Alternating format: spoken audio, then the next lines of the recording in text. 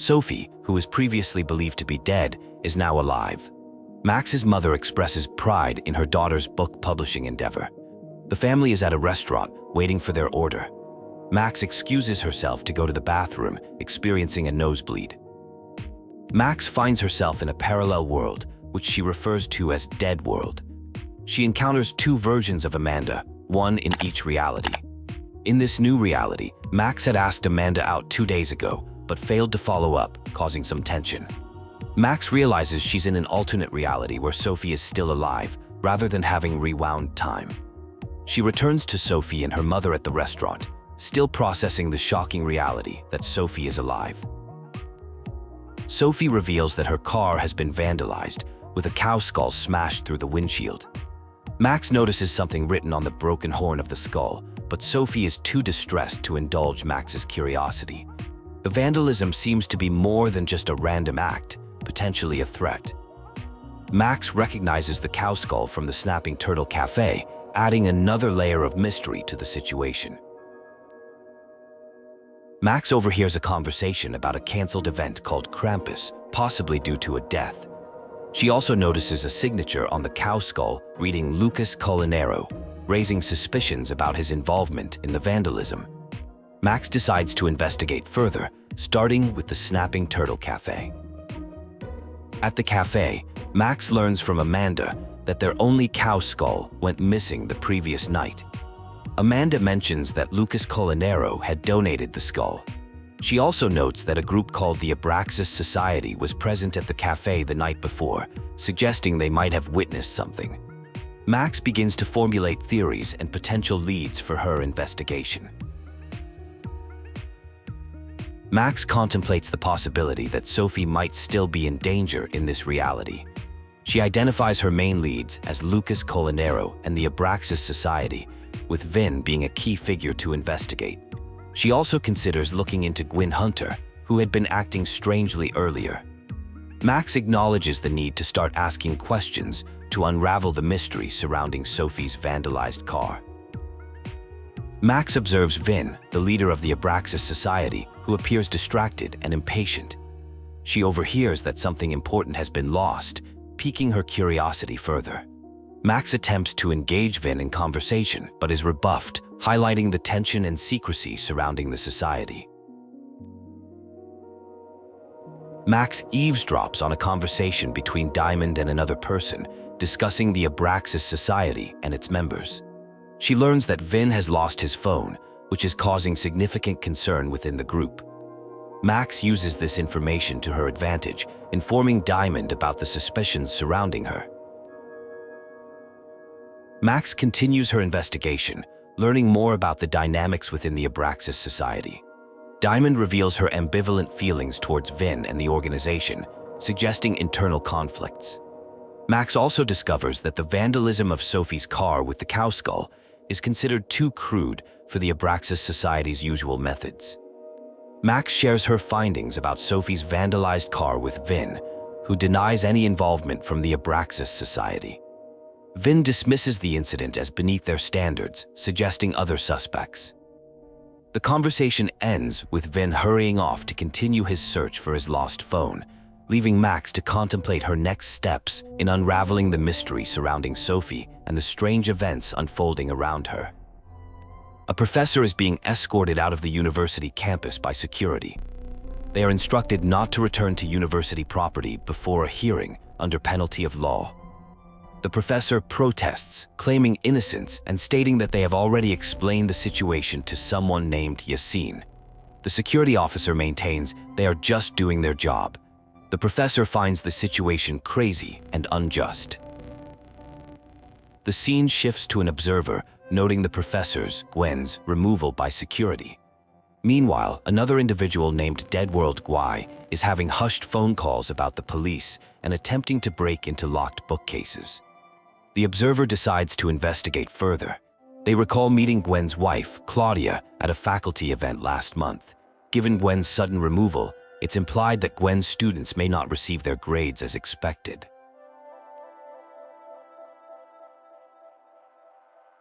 The observer discovers various items in Gwen's office.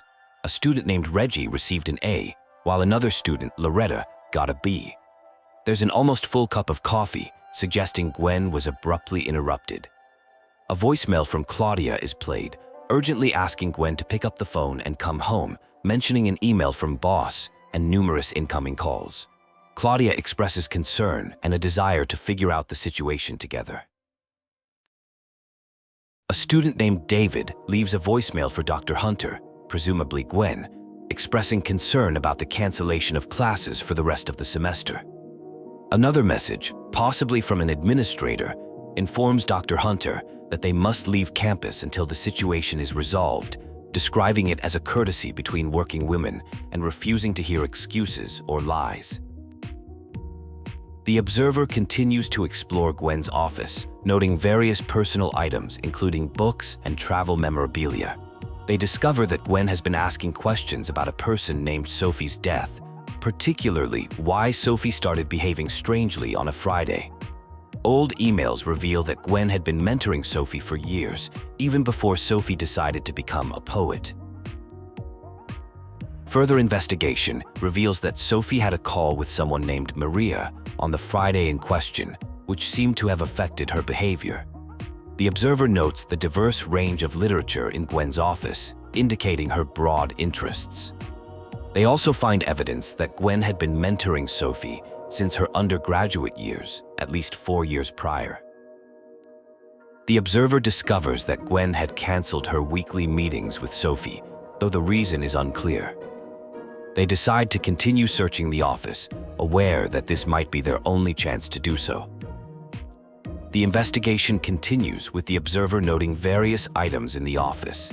They replay Claudia's voicemail, emphasizing the urgency of the situation and Claudia's concern for Gwen. The observer reflects on missed opportunities to connect with Gwen before the current situation arose. They decide to search Gwen's emails, particularly those sent to Maria. They discover that Gwen had Sophie's book canceled, despite initially helping Sophie set it up. This revelation confuses the observer, who believes all these events must somehow connect. The scene shifts to a character named Lucas, who is working near a cafe. A phone conversation reveals tension in Lucas's family life, particularly regarding his son Robbie and ex-wife Catherine. The observer speculates that if Lucas has issues with Sophie, there might be incriminating evidence in his briefcase. The observer notices an email dated December 5th, which coincides with the vandalism of Sophie's car. They decide they need to access Lucas's briefcase. A conversation with Lucas reveals he's been invited to deliver a keynote at the Burlington Book Expo, showing his status as a successful author. The conversation with Lucas continues, touching on the book expo and his success as an author. Lucas mentions needing to deliver something to Moses before class. The observer, left alone, considers how to get under Lucas's skin and decides to vandalize his book display. After vandalizing Lucas's book display, the observer feigns innocence when Lucas returns. They discuss the vandalism, with Lucas expressing frustration at the lack of respect for others' property. The observer notes that Lucas's teaching notes are impressive, explaining why his classes are always full. The observer examines Lucas's famous book and other items in his office. They realize that Lucas couldn't have vandalized Sophie's car as he was with his agent at the time. However, they discover that Lucas is trying to file a restraining order against Sophie, which surprises them.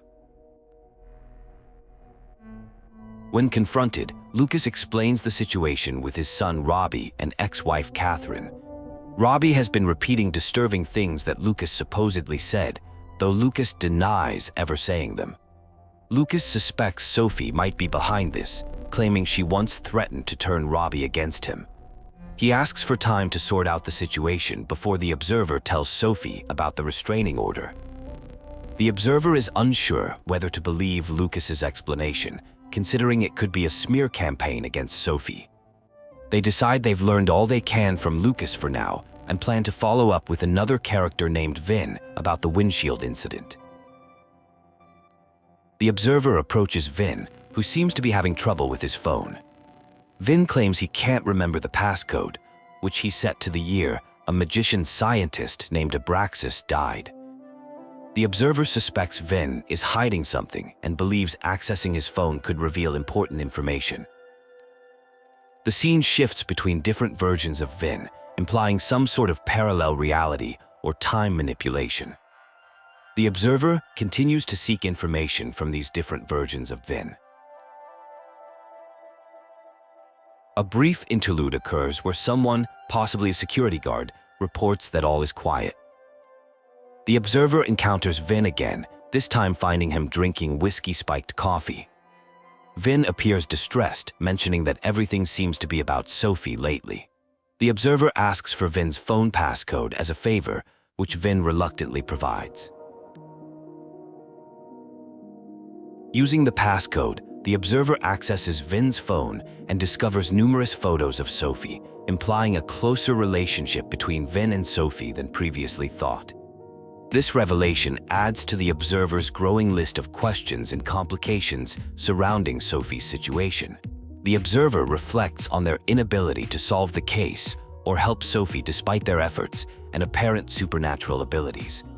They express frustration at having more questions than answers and the inability to discuss their findings with Sophie. The scene abruptly shifts to someone, possibly Reggie, having a panic attack. The observer, now taking on an authority figure role, tries to manage the situation and calm Reggie down. Reggie, still distressed, mentions seeing something disturbing up there. The observer, recalling a previous seminar instruction about photographing scary things, asks Reggie to explain what he saw, praising him for following directions while trying to understand the situation. An unsettling experience occurs where the protagonist sees another version of themselves working on a puzzle box. This prompts concerns about sharing this information with others. The scene shifts to the protagonist being asked to take Reggie to the infirmary. There's a sense of urgency to return to an area called the Overlook, with the protagonist considering how to bypass someone blocking their path. The protagonist contemplates good news they can't yet disclose. They ponder what to do with only 24 hours left before the world ends. As they make their way to the Overlook, they reflect on someone's ability to compose eloquent threats despite their personality flaws.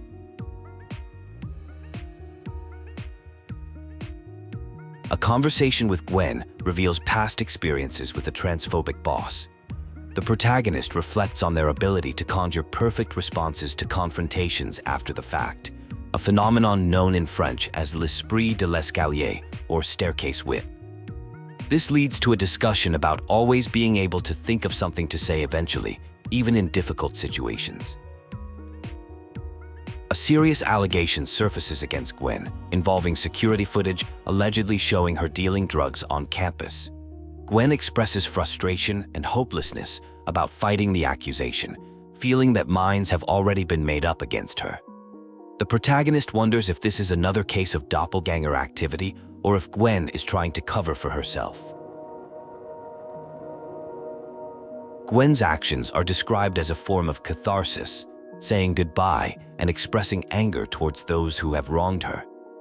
The conversation shifts to a mysterious incident involving Sophie's book, with Gwen advising that some mysteries are better left unsolved. The protagonist then decides to investigate what Reggie claims to have seen. The protagonist encounters Miss Caulfield and discusses Reggie's well-being. They observe strange phenomena that Reggie may have seen. Miss Caulfield reveals she came to investigate a suicide tip, leading to a discussion about a potential pattern of deaths among young writers, including Sophie and Maya Okada. The scene shifts to a conversation about a significant development. The protagonist learns they are considered a prime suspect in an investigation. It's revealed that they took Sophie's camera after her death, initially to protect her last moments, but later realizing it was evidence in a murder case. They now need to retrieve the camera from their office before it's discovered. Detective Vince Alderman is introduced, now handling Sophie's case. The protagonist needs to find a way into Moses's office to retrieve the camera. They explore an alternate timeline, seeking help from another version of Moses to locate the camera.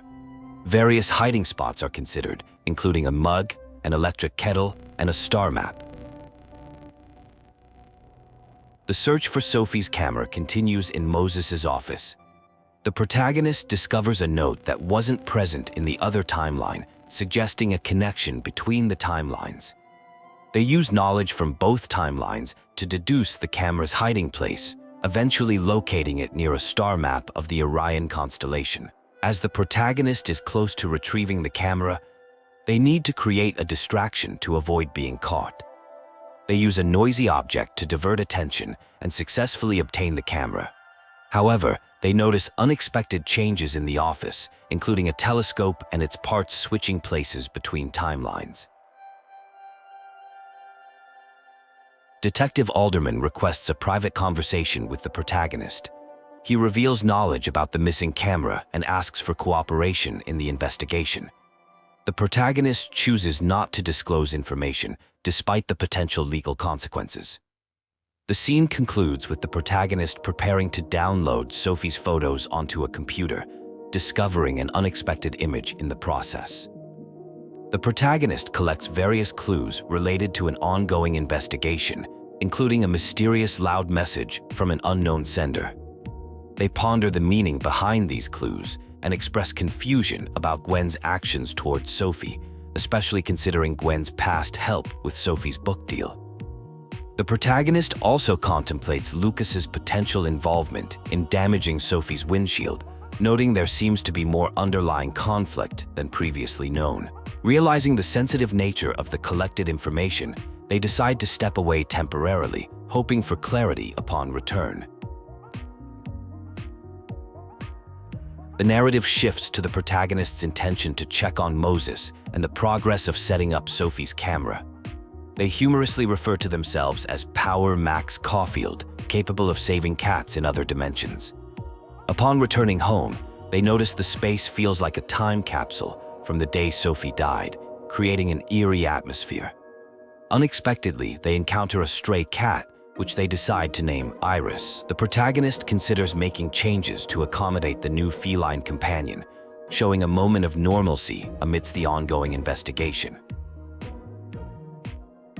The scene transitions to a conversation with Moses about Sophie's camera and the photos it might contain. Moses expresses his emotional state, revealing the difficulty of processing grief while being subjected to interrogation. The protagonist offers support and appreciation for Moses, standing up to the interrogator. They decide to review Sophie's photos together, reminiscing about their friend group and the last time they were all together. The mood is nostalgic and bittersweet as they reflect on their shared experiences and Sophie's photography skills. As they continue examining the photos, they discover an unexpected final image taken by Sophie. The photo appears to show the protagonist in a compromising position, suggesting their involvement in Sophie's death. This revelation creates immediate tension and disbelief. The protagonist vehemently denies being the person in the picture, insisting it must be manipulated or defective. However, Moses is unconvinced by these explanations, leading to a heated exchange. The situation escalates quickly, with trust eroding between the two friends. The confrontation between the protagonist and Moses intensifies. The protagonist pleads for understanding and time to figure out the truth behind the mysterious photo. They insist on their innocence and express confusion about the situation. However, Moses, overwhelmed by the apparent evidence and emotional turmoil, reacts strongly. He demands the protagonist stay away, effectively severing their connection. The scene ends with a palpable sense of betrayal, confusion, and the breakdown of trust between friends. This dramatic turn of events adds a new layer of complexity to the ongoing mystery surrounding Sophie's death.